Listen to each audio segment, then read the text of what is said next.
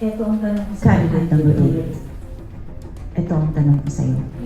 Nalaman ko kasi Nalaman ko kasi dati kang snatcher. na dati kang snatcher.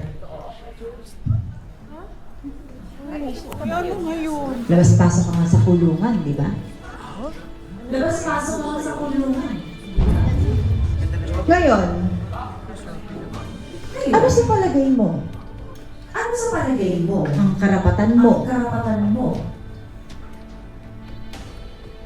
na maging isang beauty queen.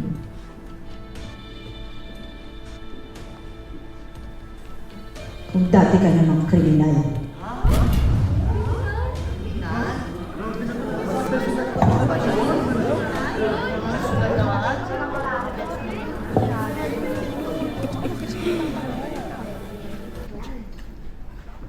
Inaamin ko po na marami po akong mga pagkakamali noon.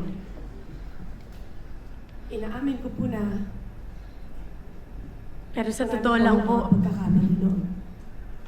Hindi ko na po kasi alam noon kung saan pa po ako kukuha ng paggamot sa tatay ko.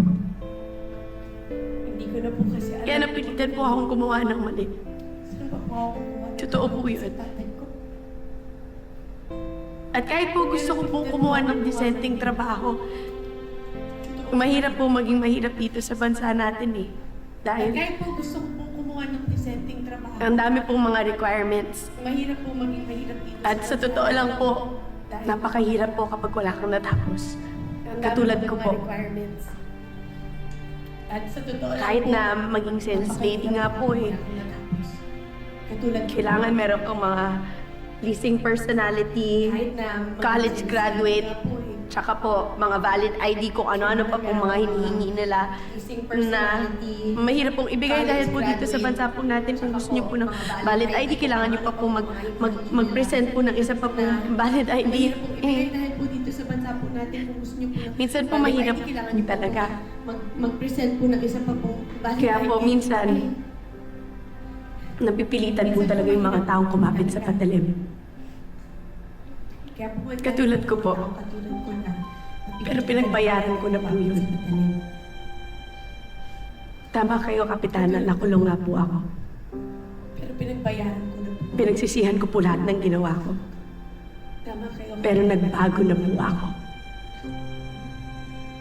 At nagbago po ako dahil po merong mga mabubuting tao sa paligid ko. Pero nagbago na po ako. Katulad po ng mga kaibigan ko. At yung pamilya ko, nabigay lang po ng bigay.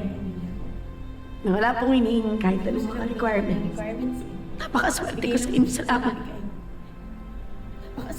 Kaya po yung bane po na nasa harapan po ninyo ngayon. Ako po ang patunay na yung mga taong nadadapa, kaya pa rin bumangon. Maraming salamat po. And I thank you. And I